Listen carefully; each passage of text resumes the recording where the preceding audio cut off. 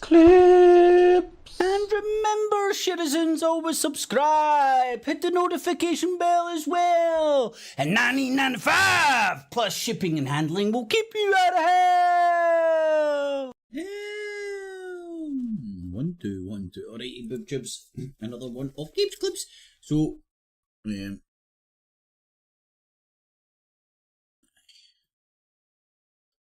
motherfuckers.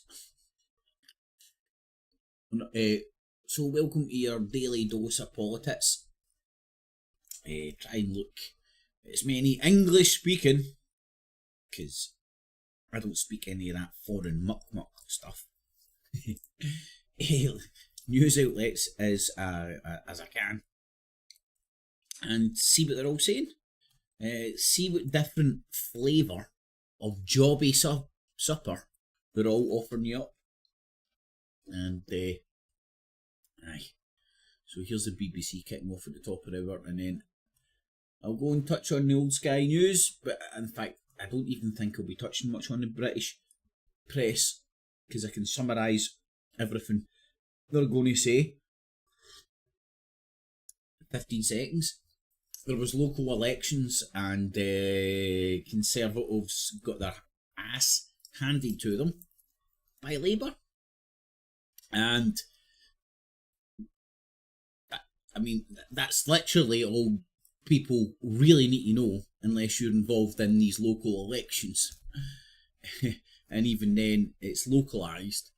But the main national broadcaster will tell you this is massive. Friday. Good morning. Welcome to Breakfast with Charlie State and Naga Munchetti. Our headlines today.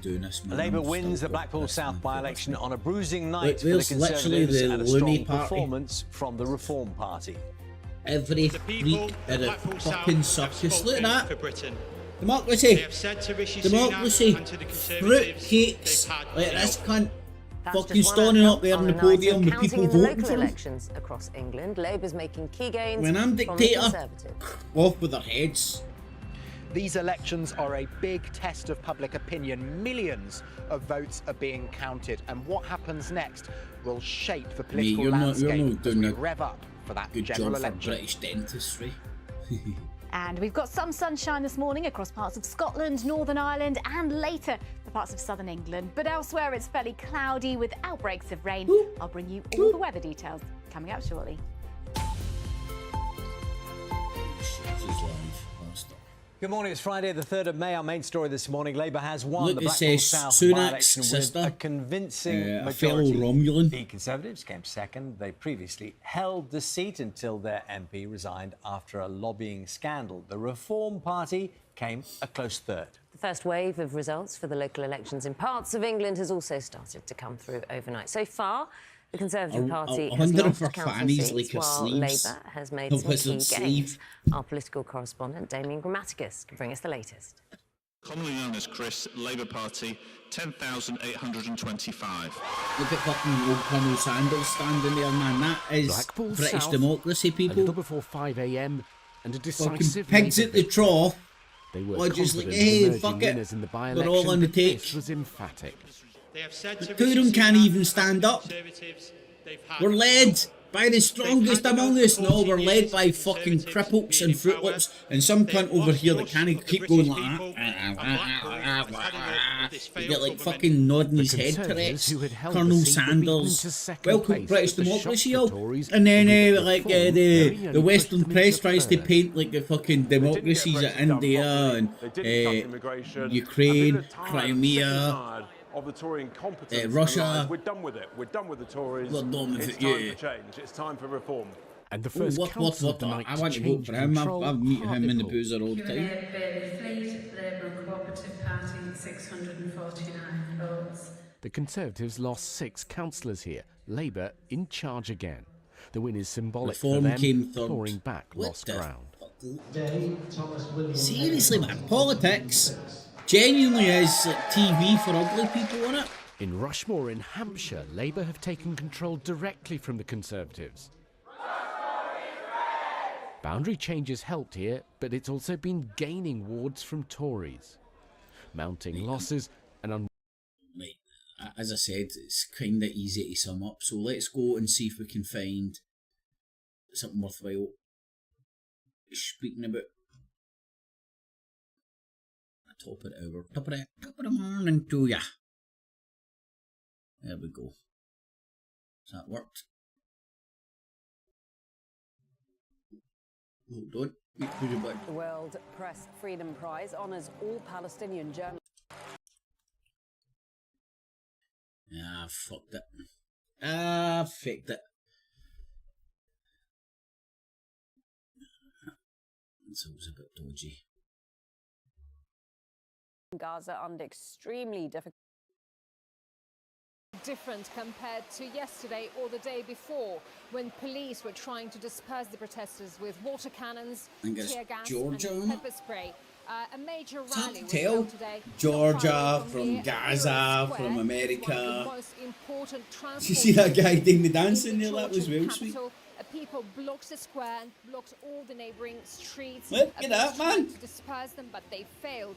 People here continue to chant no to the Russian law. We already have enough laws in place that guarantees transparency for each commercial, non-commercial and political entities.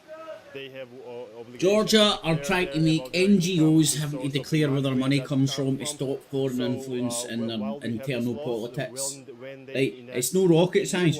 That resembles a Russian counterpart.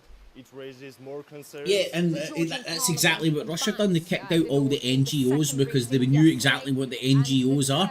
NGOs seems to be like a pass. Like, go into any country, do what you want, fucking free pass, and nobody's to blame. NGOs get money from somewhere, and 99 million times out of 1 million, this period of time. 99% of the times, it's always for foreign entities trying to fucking meddle in internal politics. I'll be back in just a few moments. It's no secret, man. It's not just been happening in the last 10 years, 50 years, 100 years. It's been happening for millennia. It's not even like a great big secret. But in the modern world where this kind of shit rules, we're fed up with this. Markets and economies to construction. Right. Let's see if we can. How big a problem? Population. In the how are they? Press on the backers. I'll just. An Amazon with Mercury 3. Miners returned. Oh god, man, that guy had a nice necklace. Collecting their own. Targeted yet again. Oh, there we go. Top of our news. Civilian homes targeted yet again. Israeli airstrikes hit southern Gaza. At least 7 Palestinians have been killed. And what? Just another day in paradise. Just another day in paradise for you and me. Palestinian journalists covering Gaza. The World Press Freedom Prize honours all Palestinian journalists for their reporting on Israel's war on Gaza. Man. US President Joe Biden defends police action on university campuses while students demand an Remember, they hate us for our freedoms. And efforts are underway in Kenya to recover dozens of bodies after devastating floods, but more heavy rains are expected. Were these floods on known floodplains? That is the question. We only need to go back to the Gaza, ancient Israeli strikes Egyptians have killed at least 7 Palestinians to know in a that shit. residential area north of Rafah. A family home in the area was targeted. Israel has increased its bombing campaign in and got my around coffee. Rafah, I can play the despite dead international bodies and pressure babies not game. to launch a military offensive on the city. Drinking game. Nearly 1.5 million displaced Palestinians are seeking shelter in Rafah after fleeing Israel's attacks elsewhere in Gaza.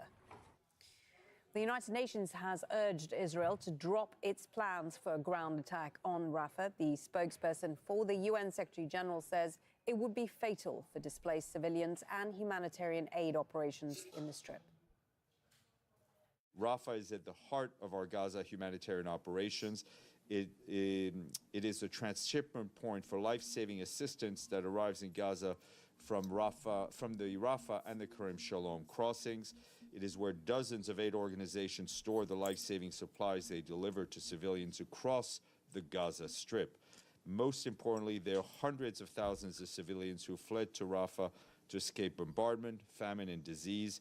For them, a ground operation would mean more suffering. Civilians must be protected, and international humanitarian law must be respected by all. Let's go to Tariq Abozoum. He joins us live from Rafah in southern Gaza. So just as I heard it explained somewhere earlier on, and the world hasn't seen genocide carried out live on the internet before. City also, the Now we are witnessing genocide live. And the reaction is notable, and the populations actually targeted the residential buildings in the eastern part of Deir el-Balah. While in Nusayrat refugee camp, another residential building also was destroyed by the Israeli war planes. Multiple casualties were left behind. We are talking about continuous and relentless Israeli airstrikes and artillery shelling that is still hitting the different parts of Gaza Strip, claiming more lives of the Palestinian people and the Every 7 seconds, someone dies from complications related to diabetes.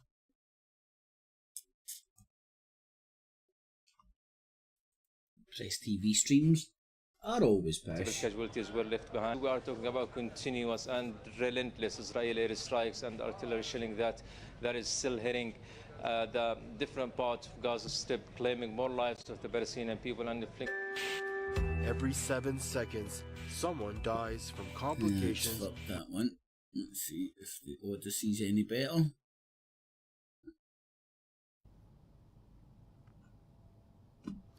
Welcome back, everyone. You're watching Press TV World News. Action. Non-government organizations in Germany have called for diplomatic efforts to achieve a ceasefire in Gaza and an immediate end to Germany's arms exports to Israel.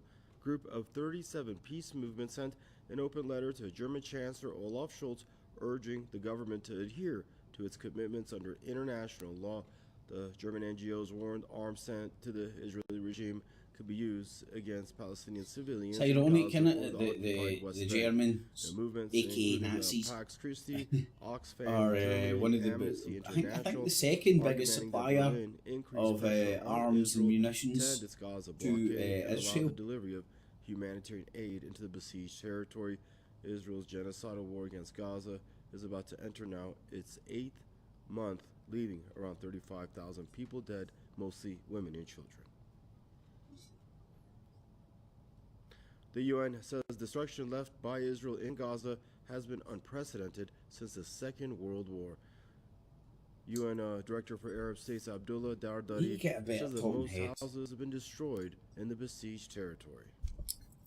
You really need to get a better talking head. It's 72% of all housing in Gaza has been destroyed, and 9% of all other commercial and other buildings have been destroyed. This is unprecedented. Who's that in the background in the pictures? Is that like the Russian guy or something? We haven't seen anything like this since 1945, since Second World War. That intensity in such a short time and the massive scale of destruction. Poverty rate, which is a staggering poverty rate, has already increased from 38% to 60%, to more than 60% in the first 6 months of the fighting. Definitely expected to increase even further should the fighting continue for 9 months. The Human Development Index for Palestine in general, not just for Gaza. Enough death and destruction. I use the mighty man. Right. Now, I'm going to play the... What's this guy's name? Sylvan? Oh no, hold on, it's this fat cunt. Because in a couple of places, like South Shields, I think, where there's one where they lost a bunch of councillors, and we're told by local people up there that is what happens when you try to polish a turd for TV. Strike for weeks and weeks and weeks and weeks and months. This guy is cursing where Joe Rogan quite a few independent councillors and the onslaught of working for Gaza video feeds on radio shows, because this is a radio show. Shall we say weaknesses in the radio show with a webcam. Yeah, that's absolutely right. There are certainly pockets where there's opportunities for people sort of exploit and point to Labour not having done as well as they might what's have. wrong with this? I suppose particular concern has been in the Labour Party about its stance on Gaza, moving from November when the Labour Party didn't support in Parliament very strange a ceasefire instead of Can't quite put my finger on immediate humanitarian pause. And ever since then, I suppose the party sort of slightly struggling to find. Right, so all the British press is going to be pawing over this push, especially all the right-wing press. This by-election into the general. Freedom of press under pressure worldwide. And respect, and there are less obstacles which are hindering us and our colleagues in our work. In addition, the legislative landscape is very much geared towards protecting the freedom of the press. But we also want to highlight that countries like Germany or France, which do have a relative solid situation, also encounter some problems, you know, and we definitely have to fight to overcome these problems. Now, just before I let you go, let's zoom out a little bit. Reporters Without Borders publishes this report every year, and when you're looking at the most recent results, would you say that the situation for journalists has worsened over the years? Anymore, man. It's just that, so I get used to it. I mean, I come from a generation where we definitely hoped that the situation is getting better and that we will see progress, but we now see that 75% of all countries definitely suffer from a problematic to a pretty catastrophic situation. So yes, we see that the situation unfortunately is worsening. Also, all human rights situations. I blame YouTube. Right, so we've seen what the sausage munchers are saying. Let's see what the frogs are saying to it. Transport, as some gas stations have upped prices by more than 15%. Overall, the country is also facing the highest inflation in 28 years, topping 33.2%. Nigeria next? This week, the government tried to offset the strain by raising public sector salaries by between 25 and 35%.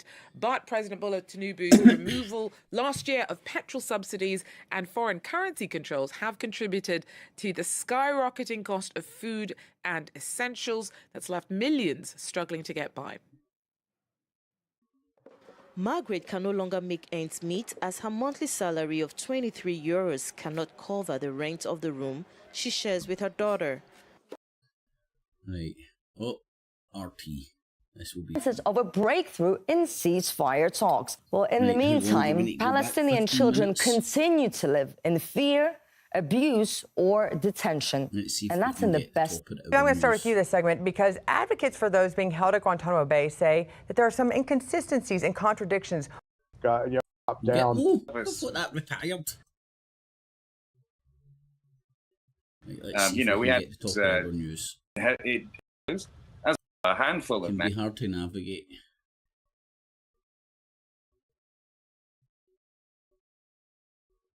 I think that might be the end of it. No. Gitmo. Maybe we should send all the illegals to Gitmo.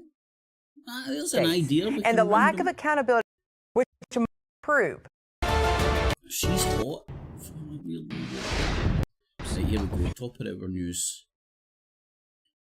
The French easily over Tunisia. The French out to be the colonial authority. Independence in 1950. Colonial authorities. Russia had a fucking empire too, dickwads.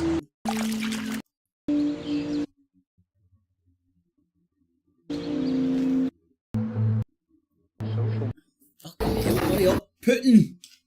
Mouthpiece of Putin. Spew your pish.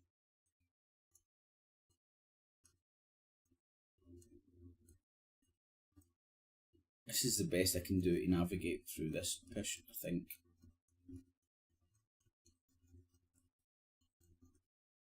And when that became outlawed. 3. That's according to the Ukrainian State Language Ombudsman. From hundreds of thousands of students, now just under 800 are attending Russian language schools in Ukraine.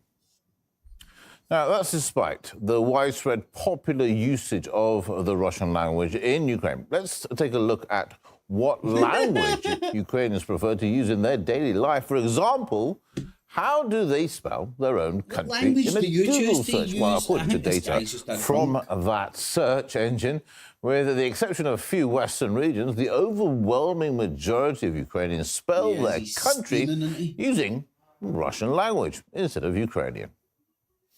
All right, let's cross live now to Finnish journalist Yanis Putkinen. He's joining us from Donbass. Yanis, thanks for joining us. We just saw those Google figures as we just discussed.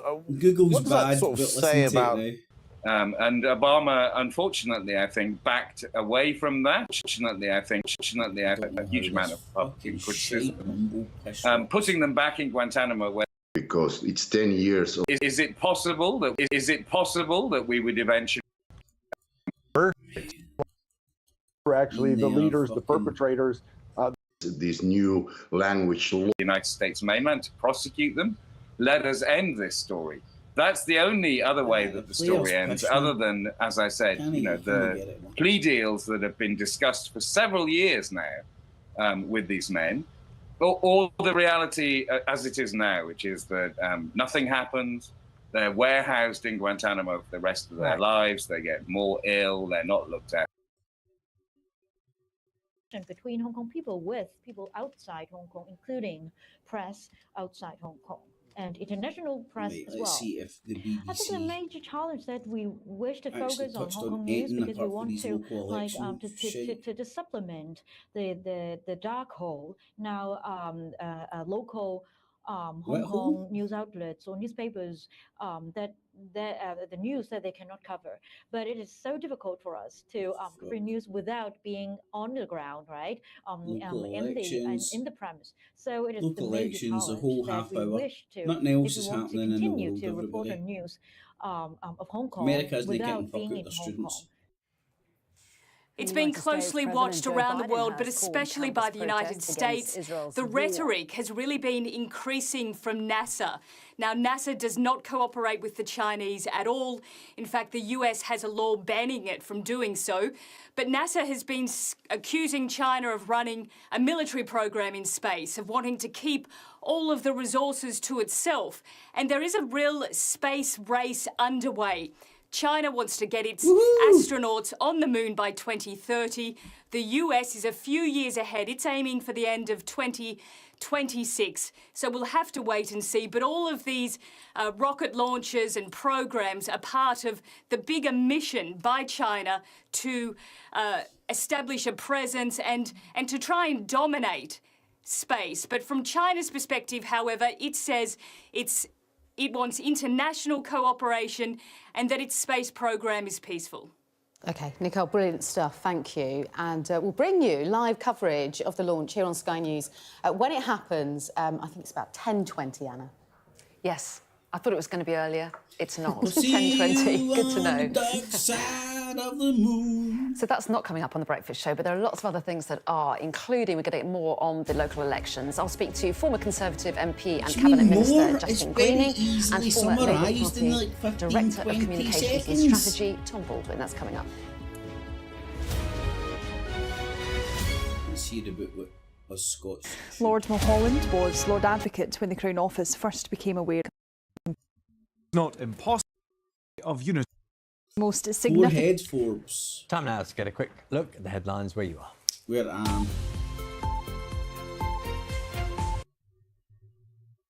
Hello there, good morning. John Swinney remains the only candidate to be the next SNP leader and First Minister. The former Deputy First Minister secured the backing of Kate Forbes, his most significant potential rival, yesterday. Andrew Kerr reports. A standoff in the leadership race ended yesterday with John Swinney setting out his stall. The former Deputy First Minister appealed to the past SNP leadership contender, Kate Forbes, to come on board. She agreed with his policy of unity and reform. So it looks more like coronation rather than contest for John Swinney, who would make a return to the SNP leadership, having resigned from the post 20 years ago.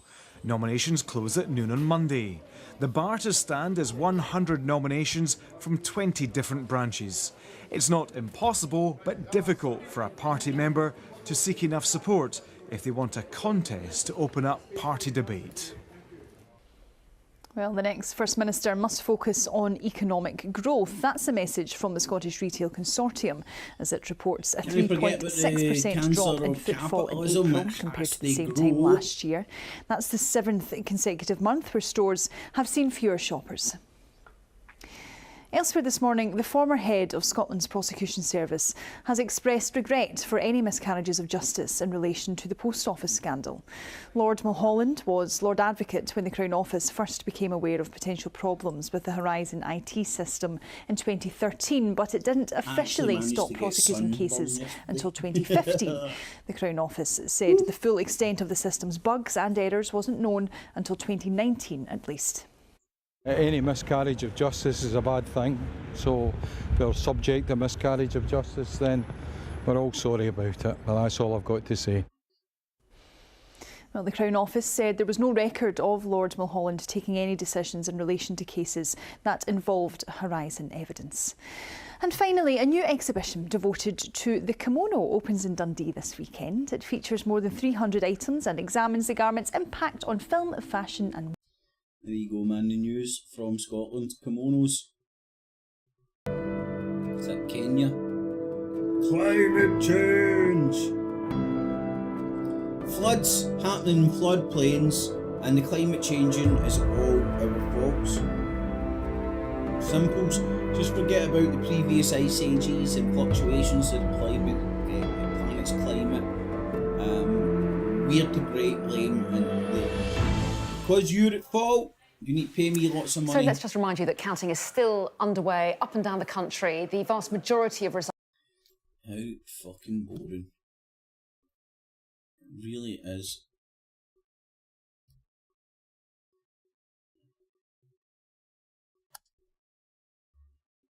Fuck's sake, even Al Jazeera in on the fucking... But it is looking election a pretty pish. bad night and a pretty bad set of results coming through already. And Harry, we're still waiting for the final votes to come through to be counted. But looking at the local elections results, I mean, it's not looking any better, is it? No, the council elections are also looking like a very worrying indicator for the Conservatives. She literally has got a glass eye and a wooden leg, man. She'd be great of the seats they were contesting. That from a relatively high watermark when they were last contested 3 years ago, they could be looking at around 500 seats being lost. And most of them, or at least there has been a lot of gain for Labour, especially where the right-wing populist Reform Party have been doing well. They've been gaining traction in recent months. They've been somewhat splitting the right and centre-right vote, so Labour benefiting from that. Labour has seen a bit of a speed bump in Oldham, near Manchester, where two of its cabinet members of the council there recently defected over the issue of Labour's policy on Gaza. But other than that, it has been a very encouraging set of results already for Labour. More coming in during the course of Friday and into Saturday. There'll be a lot of attention on two major mayoral regional elections in the North East and in the West Midlands to see if the Tories, the Conservatives, hold on to that. But even if they do, both of those candidates have really been distancing themselves somewhat from the Conservative Party. So it'll be something of a psychological boost potentially, but still the Conservatives looking like they're in a pretty deep hole ahead of the general election, likely in just a few months. OK, thank you for that. Harry Fawcett there for us in London. Gangs in Haiti have launched a series of attacks in the capital just days after a new prime minister took office. Haitians are calling on the new government to boost the police force and restore law and order. Fenton Monahan has more. Law and order has broken down in Port-au-Prince. Families are fleeing to safer parts of the city. How long ago was it that place turned into a dust bowl? They were shooting very intensely with heavy weapons. It is a terrible situation that we have been experiencing since last night. They have been setting fire to things non-stop. We need to figure out what they're saying about our king. It'll go into the National Archives so that future generations can unroll this moment in history. It is extraordinary. It goes right on to... Sean Coughlin, BBC News. It's extraordinary. Some news we've had. If you're a Gavin and Stacey fan, you'll enjoy this. The show is going to be returning for its last ever episode on Christmas Day this year. Announcement from the BBC. This is, here's what they said. We'll have a chicken boona, a lamb boona, People prawn boona, have really mushroom, run out of rice, ideas bag in of chips, TV, Kim and don't Ann, 9 poppadoms, and the last ever episode of Gavin and Stacey. There you can see James Corden and Ruth Jones holding a picture of their script titled Gavin and Stacey. James The finale. Corden, or whatever his name is, does my tits in. That's all from us this morning. Now it's time for Morning Live. Bye-bye. Coming up, 22 million people streamed TV drama Baby Reindeer this week, which revolves around a man being stalked by a woman. And today, we're hearing why protection orders are vital. Plus, we've got a brand new warning about cowboy builders you can't afford to miss. Discover how a text message can be enough to take them to court. And it's thought half of the UK population live with chronic pain. We find out why thinking of it like turning on a tap could change lives. Is that what the BBC's turned into nowadays? So, here's Joe McJewstein. Fuck's sake. But overall, I think it's the spread of results so Somebody far. draw a Whether or not the caricature of Metro June, Mayor fucking create him, counting man. is underway in those, but we haven't had any results yet. Change that picture. He's at all. like a Well, let's see fucking in the Walt next couple of Disney days. cartoon for the and the Tories will want 1930s. some victories there, won't they? Because how bad have things been for them so far, would you say? Well, look, I think the big picture of tonight is that voting coalition that Boris Johnson knitted together in the general election looks like it's coming unstuck. Now, we've got lots of different pieces of evidence. It's not perfect, and council elections and single by-elections are not perfect replicas for a general election. But I thought I'd fucking clicked on one of my unshut down porn tabs there for a second. Well, like freedom. Right, we're able to share their stories of the horrific torture and abuse they suffered, and it's important for the world to hear those stories, because as I've written freedom about this trial in Abu Ghraib, the United States government is obviously very vested, as well as khaki, in coercing amnesia so that no one remembers this chapter in American history. And it's not a chapter that is Fucking hell, ended, right? hen. It's a chapter Your glasses that are is bigger than your heat. intentionally, being forced and relegated to being swept under the rug, because there isn't accountability and no one wants there to be accountability. Russian forces are reportedly focusing most of their attacks on the town of Chasiv Yar in eastern Ukraine. The town has been reduced to rubble after months of heavy bombardment. Ukrainian officials say Russia wants to seize it by May 9th, when it marks Who's going to Soviet rebuild that victory over shithole? Nazi Germany. Its capture will give Russian forces control over a crucial hilltop for further attacks on the Donetsk region. Okay, that's it from me, Marlene Saeed. The news continues here on Al Jazeera. Coming up next, 101 East. Israel's genocidal war on Gaza. The U.S. Secretary of State Antony Blinken still in the region where a ceasefire remains elusive. Meanwhile, the Israeli regime strikes Rafah, where some 1.5 million displaced Palestinians are taking shelter. UN Chief Antonio Guterres reports of incremental progress towards averting what he calls an entirely preventable human-made famine in the northern Gaza Strip, but says much more is urgently needed. And here in the UK, activists and trade union members stage a protest on International Workers' Day in solidarity with Palestinians. Hundreds blocked the entrances to the UK government's Department for Business and Trade, calling for British arms sales to the Israeli regime to stop. Okay, let's unpick it all further with journalist and producer Sakina Datu, who has been on special assignment for the program, and via Zoom from South Africa, Tisetso Magama. Tisetso is a longtime campaigner for equality in South Africa. He is the current spokesperson. Oh, here we go. There's a wee bit of her difficulties with the tax man or whatever else it is, the electoral register. Nobody can quite work out what the problem is, but there is a problem there, and he's quite ruthlessly exploiting that and just barging into her territory and saying, look, you can't do that. You know, all this brave talk is going to have to be adjusted to meet reality. Just Still focusing on this fucking dead dog. I mean, yeah, as you say, Keir Starmer isn't just a lawyer; he's the former director. Yeah, of I always believe somebody's speaking the truth when they can't say 3 words without saying suspicious that he's going out of his way not to look at and I don't know what's happened to this shithole of a Rupert Murdoch dead dog. I remember the moment you said that. It's certainly not 9:30 at night. This must be a replay, although they're even trying to, they're saying it's live up in the top corner. Because he has seen it, and he knows it's just a pile of problems. Yeah. He does not want to be responsible for it. I think the phrase is plausible deniability, Look, isn't it? Exactly. How many people are watching? It's a very intriguing situation. Thank you very much, John. Really good to talk to you again. That is their viewer. John Renton, the excellent chief political correspondent at The Independent. Hey, hold on, I'm going to... Is it stuck? No. Literally nobody is watching. Those kind of figures, well, where they just jumped from 300 odds to over 1,000, which is...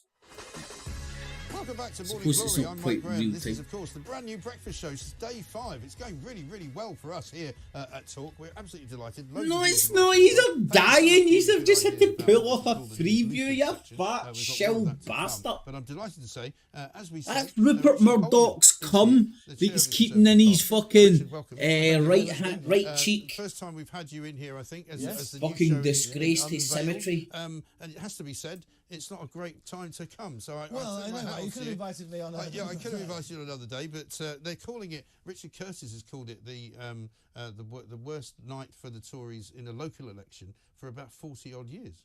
Look, it's not been a great night. There are still a lot of results to go. We've got about a third of councils in. I don't fall asleep for that, man. Metro mayors to go. Come on, it's still early in the morning. There's still a lot to play for there, and a lot of the PCC still to come in. But no, look, I think he might die live on air. Candidates up and down the country. Yeah. You know, obviously my heart goes out to them. Would do wonders for the viewing figures on the ground. Oh, look, it's been up to 2,000. Which Labour were targeting places like for a Rupert Murdoch gremlin, 2,000 people watching you. On campaigning. That's sweet Fanny Adams. A good few times. Mind you, he's been to the Tees Valley as well, which is also up. And Labour need to win every seat in the Tees Valley in the general election just to get largest party, never mind a majority. So we'll see what happens when that result comes out later today as well.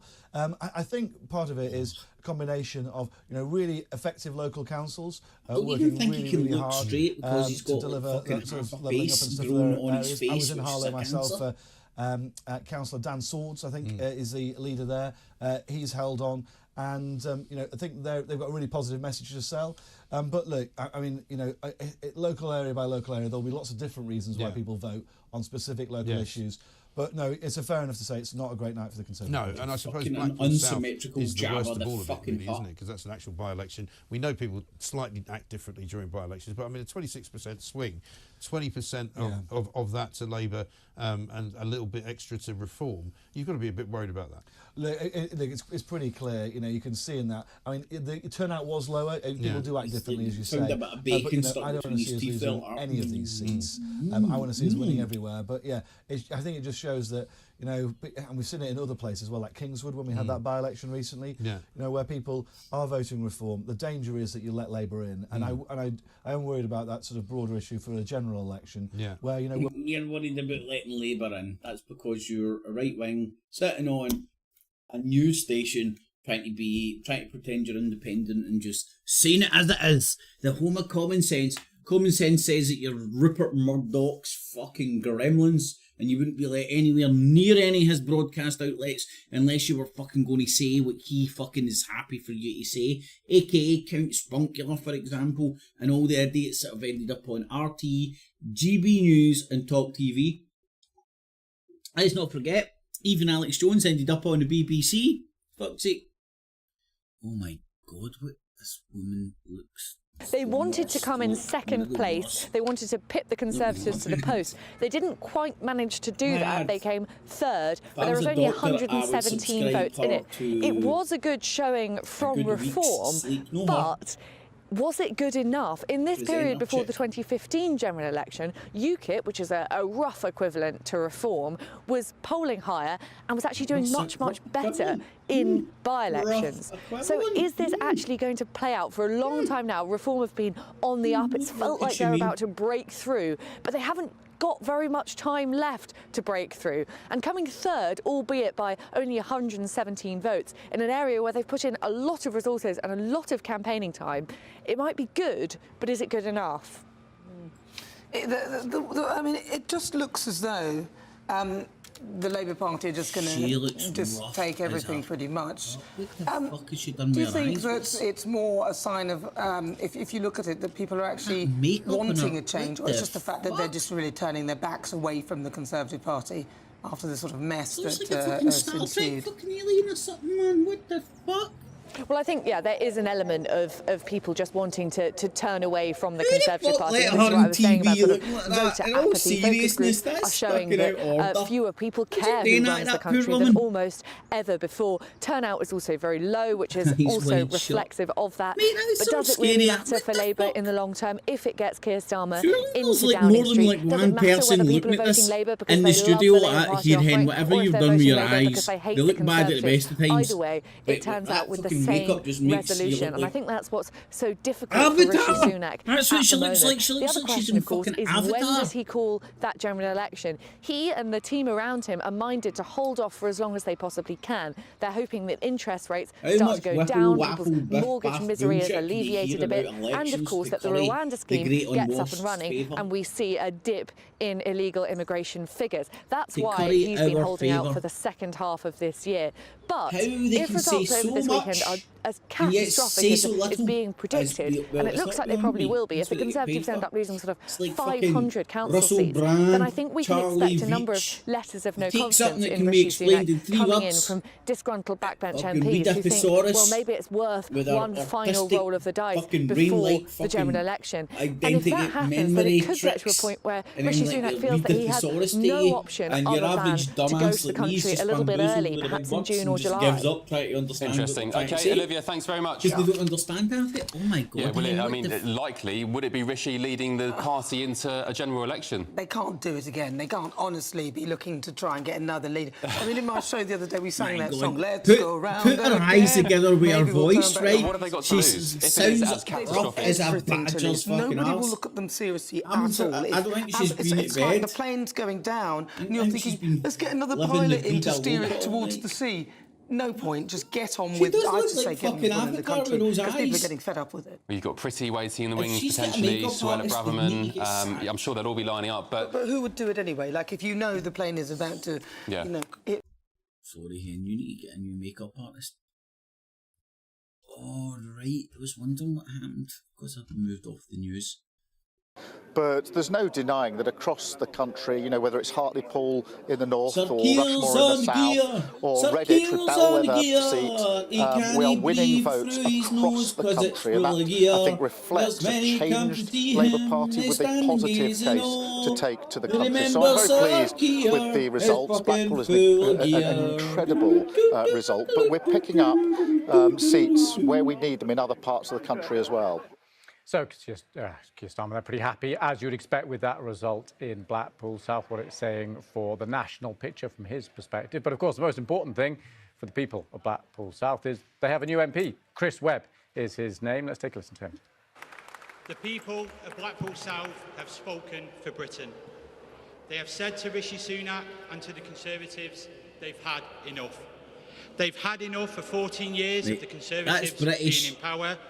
They have lost trust of the British people. Colonel Sanders and some ridden which has crashed the economy, destroyed our public services and put up taxes. They have said that it's time for change, and that change started wearing some here sort of in a Blackpool fucking tonight. skull cap or something. What? Only Labour offers new hopes for towns Colonel like fucking Blackpool. Sanders. UK democracy people. You just want to participate in the general election? Back her in. This is the shit show. You joke. You are participating in. Giving your consent to loon bags like this. Rootlets. The freaks of the fucking circus. The fucking weirdos of society to be put in positions to govern you because they want to spread their fucking weirdness. I'd also like to thank my entire campaign team and the wider Labour movement. Blackpool South is the 23rd parliamentary by-election of this Parliament, and it's down to each and every one of you for your sacrifices that have made sure we've turned Blackpool South red once again. And thank you to my amazing family who have given me endless support over the years, and to my incredible wife Portia for all her support and sacrifices she's made, especially in these last few weeks, and looking after her. Jibber. Fucking jabber. Alright, Space Wars is happening. We all know that. And there's Turkey. Have they got the footage? I don't think they do. Let me see if I can find the footage of Erdogan's speech. It has been doing the rounds.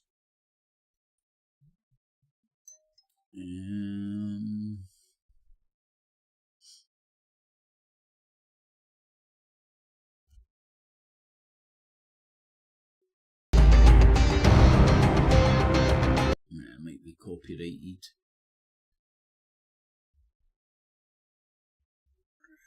Just have a wee shifty. Oh, here, hold on. A group of activists decided to barricade a bus that was supposed to be transporting asylum seekers from a hotel in Peckham in London to Bibby Stockholm. Slashed its tyres and wedged bikes underneath. Now, I'm going to show you a series of clips from that scene. Now, I do want to warn you that there may well be some bad language here. The atmosphere was incredibly volatile, and as you'll see, at times, it was violent. I'm here in Peckham where protesters have sat in front of a bus. They've slashed the tyres of it and they're barricading themselves in front of it now in an attempt to stop it taking migrants from a hotel nearby on board the Bibby Stockholm. As it currently stands, we understand that the Home Office have decided to reverse the decision to actually take people to the Bibby Stockholm. Okay, as you can see, it's an incredibly tense atmosphere here. Okay, and we'll just want to just go and we're just going to go and try and see what people make of it, why they're here, and what their main motivations are. So let's go and have a chat with them. So here in solidarity with immigrants, I feel that this really is very much political manoeuvring in time for the election. It's about grabbing headlines. It's not really anything serious, and I think the government's idea of sending people to Rwanda is really, really appalling. Is it specifically about the Bibby Stockholm, or is it about the whole thing? Well, it's not... Off GB News! Off GB News! Off GB News! Off GB News! I must warn you, there must be off GB News! Just want to know why you're here. Off GB News! Hello. Is it possible to ask you why you're here? Oh, guys. Off GB News! What? Wrongly about that? News, no comment! Okay. Is it just about the Rwanda plan, or is it specifically about the Bibby Stockholm? Don't speak to journalists! Okay, all right, fine. I just want to know a pretty straightforward question. Okay. Have you had to take the day off work today? Have you had to take the day off work today? Oh, aye, right, I poke him with a jobby stick here, fucking fun. Okay, hello. Did you have it? When was the last time you showered? That's why you're here today. TV News! I want to know why. Oh, TV News! TV News! Hello. You get all your clothes from charity shops.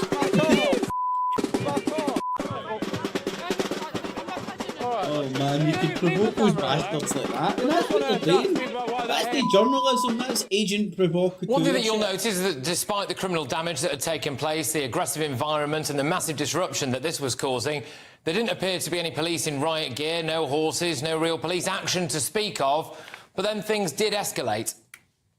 There's someone over here now who looks as though they're currently being arrested. Okay, are you okay? Oh man, it's a guy with a wooden leg. Are you okay? Are you okay? Shut. Okay, Ben. Fake-ass motherfucker. Are you okay? Are you okay? Are you okay? Okay. As you can see, this is an incredibly tense atmosphere here. That individual was pushed into the street. Agent provocateur. There's another man on the side. I saw it. Yeah, and it is on film, yes. OK. And there's an individual on the street here. This has the potential to really boil over, I think. The protesters have been chanting that, let him go, let him go. The police at the moment, obviously, it's not immediately clear to me if that man needs medical attention or if he's being arrested. I'm not 100% sure. He fell to the ground. Individuals here. OK, well, excuse me, you can't do that to the camera now. I can do whatever I want. No, you can't actually do whatever you want, sir. The police are taking people away now. So the police have just started taking some people away, as you can see. OK. OK. Now, my cameraman has just been assaulted. OK, Ben. Assaulted? They put a fucking... OK. Now, this individual has just assaulted a GB News cameraman and is going to be arrested by police as it currently stands. As you can see, the police appear to have just let him walk off. Keep rolling, Ben. Keep rolling, Ben. OK, this is they're trying to stop the... You can have your colleague. Okay. They're trying to stop that man being arrested at the moment. Okay. People obviously sorry now. Please don't damage the camera. It's TV News. Yeah, that's fine. Freedom of the press. Okay. Go away. Yes, you are. Yes, you are. Ben, they want to talk to you. Britannia rolls away. A police officer is just talking to my cameraman. Yes, so as we were filming there, a man... Never the Illuminati. What happened there? Came up behind my cameraman and slapped him on the back of the head, knocking his glasses off as well. The police did not arrest that man. It appears that he got away. Thankfully, my cameraman is fine, and he was able to carry on filming as more activists arrived and more police attended that scene as well. So, good as you might have seen in the melee there, unfortunately, our cameraman here was assaulted, was punched in the back of the head. The individual he changed the punch to a slap. Yeah, we creepy cunt. To get hold of him initially, lion, slimy, and so we're just waiting to see what happens there. But yeah, the atmosphere here is incredibly tense as police have started. Do you have a job, you smelly cunt? Oh, I'm just a journalist asking perfect police presence in front of that bus. Like I said, do you think like this on a normal day? The crowd are shouting "Shame on you," mostly at the police, and it appears as though they're not going away anytime soon. We'll just keep you updated. But there's an individual being carried into a police van here. Shouts of "Shame on you." Okay, there we go. There are people that have formed a human chain around an individual here. Off, please. Okay. Foxtrot Oscar, go away. Okay. Who is it that you want them to let go? Off. Do you not understand? Okay, so I think there's people in this van that they obviously don't want to leave.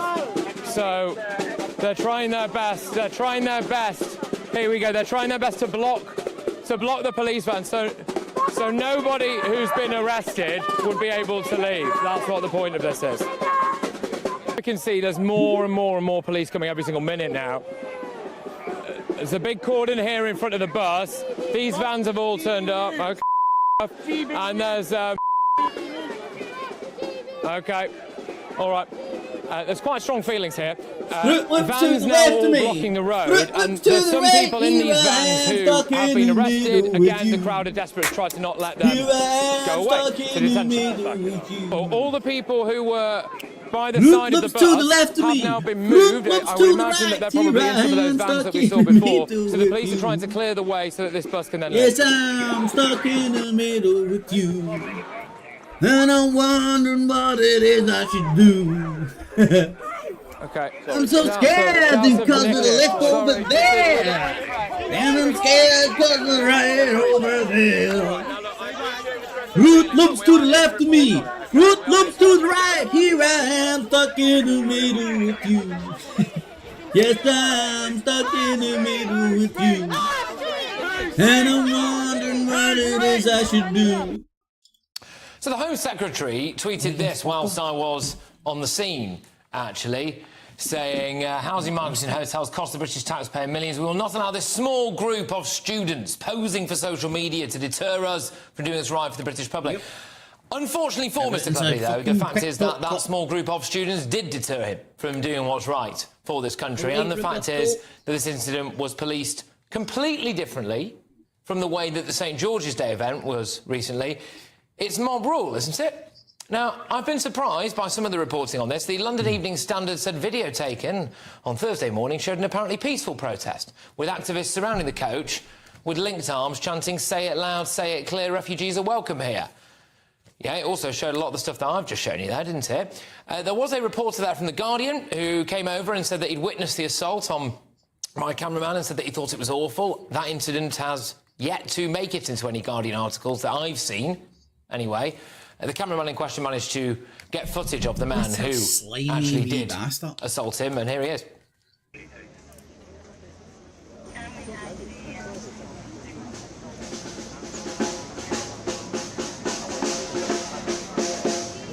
Oh, has he got his taser gun out, his phone?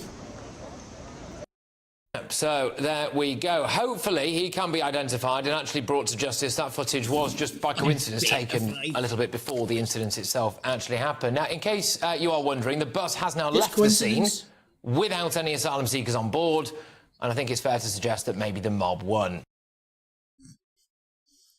Mob rule, motherfuckers. Anyway, let's have a wee shifty.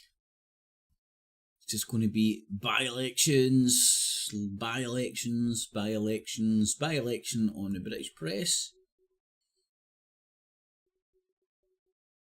Gaza under attack. Right, let's go to RT. Home or whatever the case may be. I'm going to do the top of the hour news at RT and then get out of here. The debate is whether he fucking fall back into my bed. I'll get my ass out of here and go to the gym, man. Coffee hasn't kicked in. And if it's a nice day of the day, which I don't think it's meant to be, it's too easy just to fall back into another beer garden. Right. Let's just catch a wee bit of by-election bullcrap from the Rupert Murdoch. Oh no, it's in fact. Your top stories next. It's Comcast. Rupert Murdoch no longer owns Sky News in the UK. It's owned by Comcast now. Millions Earth Day. Yes, okay, deal. That's good. Why not plant a tree? I mean, like, why not? Seriously, why not? Go and plant a tree, y'all. Want to save the planet. Anonymous music. Red notice creates an alert in the system of all our member countries, which is 195 member countries. So if he is travelling to another country and there's an alert triggered, then he could get arrested there. Journalist Sudhakar Udamula says more needs to be done to track the kingpin down. India failed to get him, and also there's lack of political will to get him. Because red sand smuggling is not directly hurting anyone. Like terror, there are no bombings, there is no drugs here, it's only they're cutting the trees. God, man, it's all about fucking trees. All about motherfucking trees. From overcoming sanctions to navigating a global pandemic, witness the resilience and innovation behind the Oma Oya multi-purpose development project in Sri Lanka. Damn. Iran is good. God, this guy with a face growing out his face. Remember the home of common sense? Common sense would dictate you fucking have a diet. Does it in a different way. She's currently crawling across the floor, trying to get into the chair which is opposite literally me. Go like a fucking and changing over with Steve Denyer. It's a wonderful thing. It's great, isn't it? We're so sort of able to be flexible. She's having a bit of trouble getting that in the right spot. Hello. Oh, there you are. Are you ready? My day. There you go. What was the point? I crawled on my hands and knees. I fumble around like a grandma trying to figure out a laptop. You'll have to get better at this. It was all on camera anyway, or you were just giving a running commentary of my utter ineptitude. No, well, this is what we do on the... Next time we're just going to walk in like a head held high. She's raging. You don't have to block the camera shot, but I mean, they can change the camera shot if you ask them. You know, these are all things that... I know this. You're like Kevin O'Sullivan. You've turned into Kevin O'Sullivan. You spent too much time. It's like a pet turning into their owner. This is what's happened. I mean, now She's don't late. forget, we are She's now not doing ready. the Like, she's not even done her hair and her makeup. we're looking out for any nominations. What kind of fucking TV? Oh no, it's not a TV show anymore. Do you not? Do you not know I'm not left, which means I'm always right? Oh, very good. Yeah. Well, you might have made a few mistakes in your life, but we won't go into that. Well, plenty in my personal life, I'd say. Yes, exactly. What's coming up on the show? Well, it's election result day, isn't it? So that is the big top story. It really is a car I actually crash think the most interesting story today, which is one not really being spoken about. It's a great night for Labour, a drubbing for the Conservatives, worst results in 40 years. I'd be interested to see, actually, whether the Labour vote share's gone up. We've got an unsymmetrical jab of the very fascinating constituency. They've lost control of that council. That is a Labour heartland. And this is reminiscent of what happened in Rochdale, where it's all about Gaza, isn't it? Yeah, it's the Palestine vote. And you have to ask yourself, with the community, the Muslim community largely voting independent, if Galloway's party wasn't brand new and had mobilised and fielded councillors in seats such as Oldham, the sort of success that party might have had, and what this spells for Britain in terms of sectarian politics. It's worrying, isn't it? Very worrying. We all need to be right-wing fucking You're going to be here every Friday from 10 o'clock, which is brilliant. And you're also here on Monday. Bank holiday Monday as well. I'll be here on Monday. I'll see you then. Don't forget tonight. We didn't show you a clip. That buzz to the left of me. That buzz to the right. Here I am, stuck in the middle. I'll be back, as I say, on Monday. Mate, you're fucking get some sort of a big abscess growing on that cancer of yours that you call a face. Somebody needs to fucking tell him to go see a doctor. That's their viewing figures. Not on TV, not on radio, purely internet based. And that's how many people are listening to this pish. That's not a lot. That's probably copyrighted, that fucking stupid music. Let's see it fall even more. 1,000 people watching now that fucking man with the who's an insult to some symmetry. Go down to look at that. Get the numbers falling, man. Nobody's watching this pish. Nobody. In fact, it's only people like me that love to hate it that are probably watching it. 500 people watching. 400. No cunt is watching this piss. That's the figures that made them give them a 0 rating on the ratings on the TV. It's 300. Think of the loon balls on YouTube. Like fucking figures like that, man. Bigger figures than that. Anyway, I find that quite funny that this is actually dying a death. Alright, RP, top of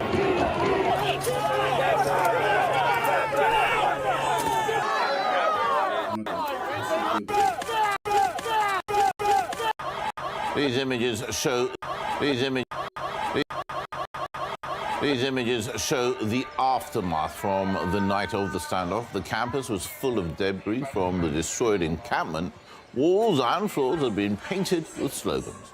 A bulldozer was brought in to clear the area. A little reminder of the events. Officers forced their way into the pro-Palestinian encampment after students defied an order to abandon the site.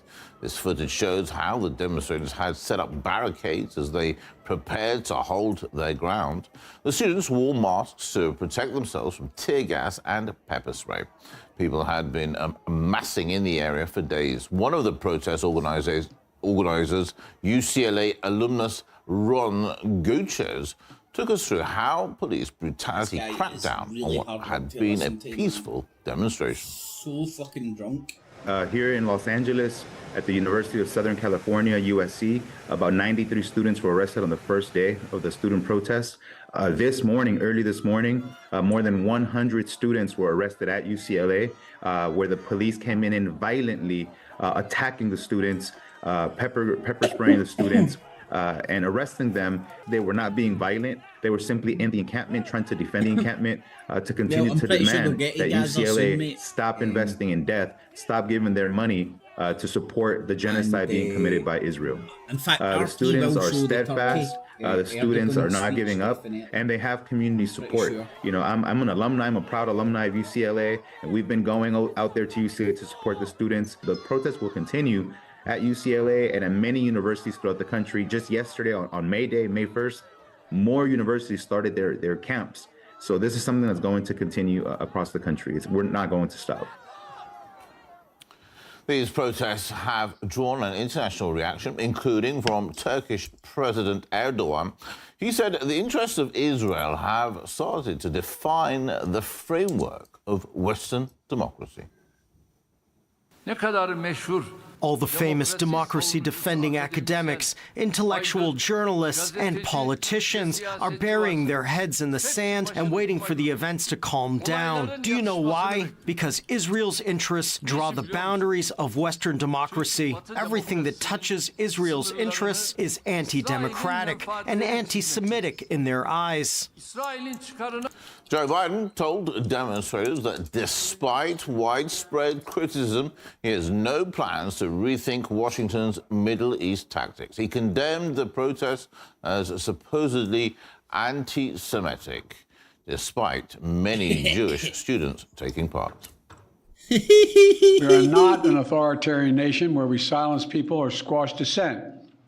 What the fuck did we just watch, you fucking crippled old man, Mr. Magoo? American people are heard. Let's be clear about this as well. There should be no place on any campus, no place in America for anti-Semitism or threats of violence against Jewish students.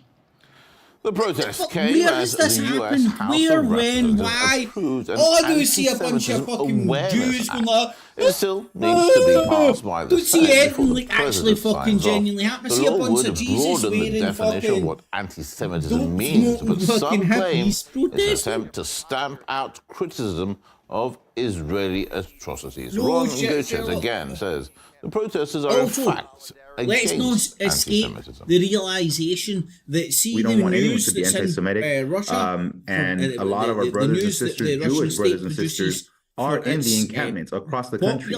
Many of the largest protests in the United States against the genocide have been led by our courageous in Russia Jewish that brothers and criticises sisters. Israel So this is not an issue of anti-Semitism. This is an attempt by the U.S. government to conflate the two, to confuse the public, and to make it seem that anyone who criticizes Israel is anti-Semitic. That could not be further from the truth. There are hundreds of thousands of people inside of Israel today protesting against terrorist Netanyahu, who are demanding that he step down from power. So they in Israel are protesting against the government. In Israel, they're protesting against the genocide. In Israel, they are protesting the occupation of Palestine. So unless the U.S. government wants to go say that those Israelis are also anti-Semitic, well, that's their problem. But we know that we are not anti-Semitic. We stand shoulder to shoulder with our Jewish brothers and sisters who are fighting against the occupation, who are fighting against genocide. And so if there is anyone who is anti-Semitic who just hates Jewish people, we would never work with someone like that, because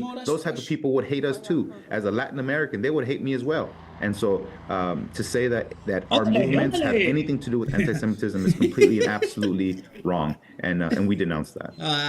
You like to take a piss out of Latin America? While mass arrests of pro-Palestinian demonstrators are taking place in the US, Israel insists it has the world's most moral army. Prime Minister Netanyahu has repeatedly emphasized that in his speeches. However, RT correspondent Marina Kosareva takes a closer look at that assumption. The killing of innocent Palestinians continues as the Israeli Defense Forces refuse to rein in their indiscriminate use of force both in Gaza and in the West Bank. Now, some would argue... She's pretty hot for a news presenter. Aye, there was some Welsh boys in the boozer last night that were up for work. What were they doing? Apart from fucking Glaswegian hookers. Funny but true. Tag teaming and everything. And they gave one of the boys a shot at us. the thing that people that are used to smoking, like burnt shit, they're like,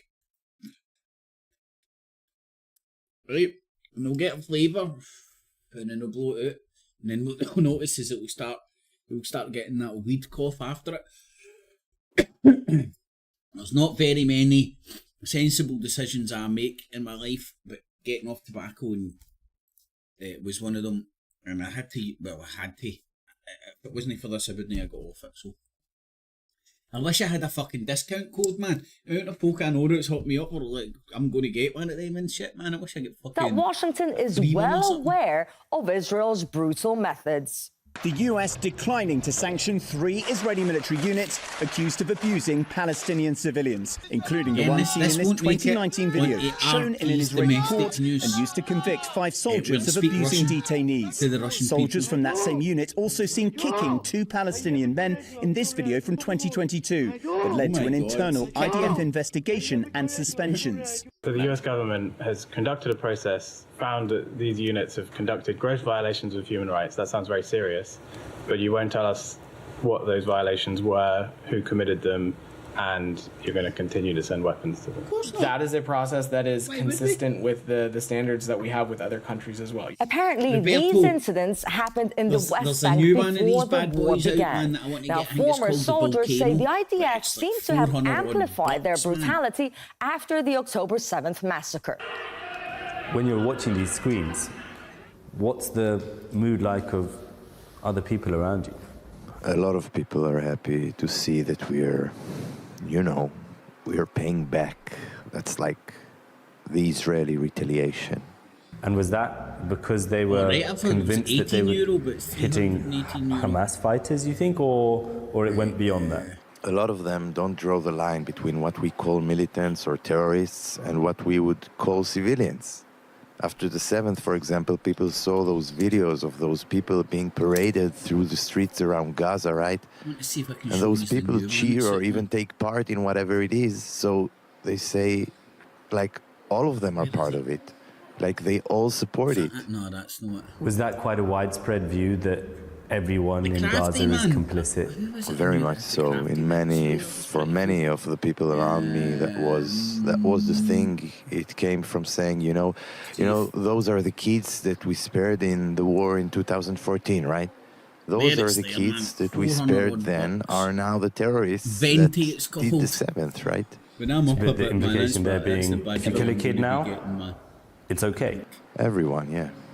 That was, I don't want to say the majority, but it was alarmingly widespread in the people around me talking about this. Foreign doctors who previously worked in Gaza describe some of the things they've witnessed. We have seen few children who had a direct injury to their brain due to the sniper shots, and they had brain damage due to that. And we saw entry and exit wound. And it was targeted killing of those children. We truly believe, and the team believed, that it was direct intentional sniper shots. When we saw the X-rays, bullets in their points, when we saw the entry and exit injuries to their limbs or to their brain, that's the only conclusion we can get. The IDF maintains that they only target terrorists and military targets, but there is mounting evidence to suggest otherwise, including the latest Amnesty International investigation into just 4 strikes in the south of Gaza a few months ago, and they resulted in the deaths of 95 civilians, including 42 children.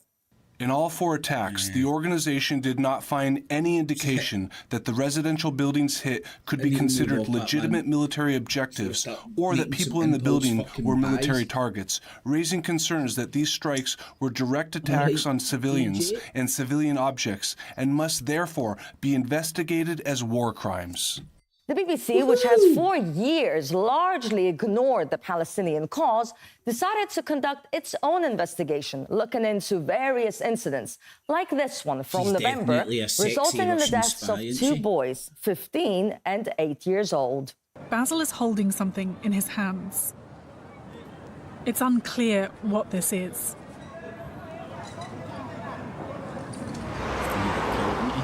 Across the street, one of the friends is filming on his phone as an Israeli military vehicle drives by. When the footage is slowed down and enhanced, it shows the driver's door opening. The driver has a direct view of the boys, being around 24 meters away from Basil and 36 from Adam. We can see from other camera angles that just a few seconds after Adam's friend captured the door opening, at least 11 shots are fired from the direction of the armoured vehicle.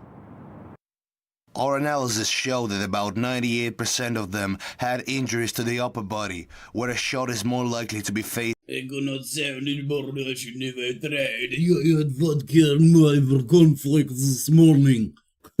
Following the rules of engagement in the rules of engagement with my vodka and my cornflakes. Incredible, considering stories like these never made it to mainstream media before. And also incredible are reports that the International Criminal Court is preparing to issue arrest warrants for the Israeli Prime Minister, Defense Minister, and Defense Forces Chief of Staff.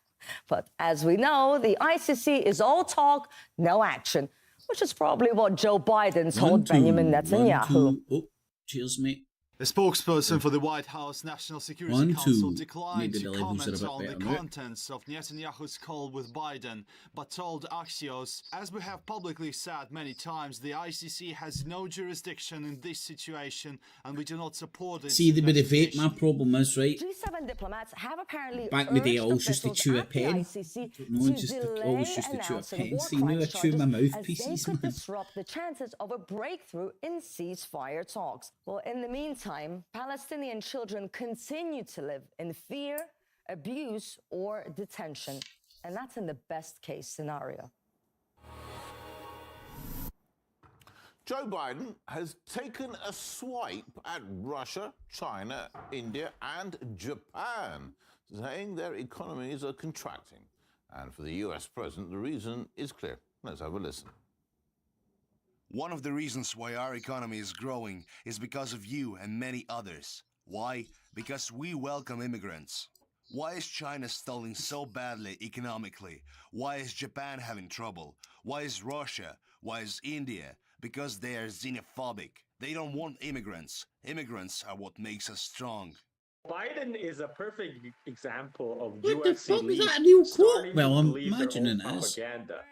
When he said China is stalling so badly economically, we're talking about China that just grew Mr. Magoo, man. Mr. fucking Magoo. GDP in 2023 compared to the real GDP growth of 2.5% in the United States. So China grew twice. It's like day by day and little by little. And a good first achievable goal is do the 420 thing, you know? At least, that I'm saying this as I'm fucking smoking, right? But this is what I say to myself, this is a goal I've got for myself. At least to reach fucking 20 past fucking 4 every day before sticking a fucking, before getting lit, you know? Because it's far too easy just to literally wake and bake, you know? And if you wake and bake, you're pretty much stoned all day, aren't you? Millions and millions of people invading our country. An economy that I don't even know how is staying afloat because every business owner I know has been suffering. Americans do not want to send their hard-earned tax dollars to fund the murder and killing in foreign countries. They're fed up with it. And they're screaming it as loud as they possibly can. The president's rose-tinted outlook contrasts with forecasts by the International Monetary Fund. I don't know if I'm overcritical, but growth rate. Surely RT could get somebody that could be, sounds like he could be bothered to talk. US assessment from AAA to AA+. The IMF again says the American economy will not be able to sustain its current production levels for much longer. Our world economic outlook shows the global economy converging back to a rather weak trend rate of growth. Yes, the US economy still looks like it is firing on all cylinders, but that is unlikely to last. Financial consultant Angelo Giuliani says the American economy is in very bad shape with rampant poverty and homelessness. When we look at the average Joe in the US, look at the disposable income. In the US, average Joe is actually struggling, is on a survival mode. It's kind of the exact same shite you would hear from the internet talking heads 10, 15 years ago on Alex Jones, just constantly just telling you how shite things are. Constantly.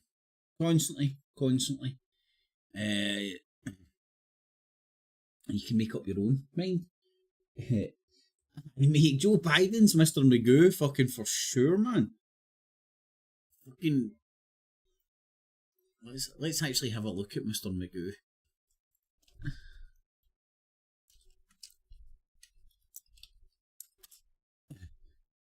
Hey, there's Joe Biden, man. Isn't it?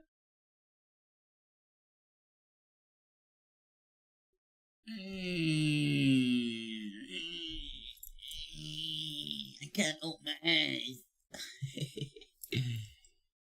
Right, I'm going to do the off and try and get myself sorted for the rest of the day. So, Conservatives have had their ass handed to them in all the local elections, the by-elections and whatnot down in England. John Sweeney, the forehead Forbes, is not going to contest John Sweeney's leadership bid, so thus he's just been crowned or coronated, whatever way you want to describe it. And I think he's been given a poison chalice because SNP are going to do shite at the general election. And then forehead Forbes will step in to try and do the clean-up job. So that's what I think is happening with the Scottish stuff. Down in England, Sir Keir Starmer, honest governor, I've not had plastic surgery, is doing the rounds and like some sort of a victory parade. And the only good thing is you get to ogle, what's her name, Angela Rayner, a wee bit. I want her for PM. Just to look at. Won't make any difference either way, so just look at her. Reform came in, served in Blackpool. So, there we have it. So, it's been a wee hour and a half. I'm going to fake off. I think I'm going to go and catch a couple of fucking hours sleep now. Fucking knackered. If I didn't wake up half drunk, I wouldn't have done this, man. Oh, fucking mate, we go to fucking cut my mom's grass. So, let's see how the day pans out. Have a good you all, and remember, I'm going to try my best Monday to Friday and do this wee shindig in and around 9-10 o'clock-ish. So sub, bell up, thumbs up, all that jazz. Roberto, my man, hope you're keeping well. DJ, Binkin is Elmer.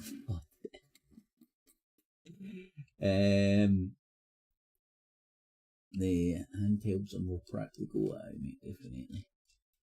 Because I think the first vape that anybody might have came across was the volcano, wasn't it? You'd get big poly bags and all that. Feel like you're fucking puffing fucking glue. It's not a good look.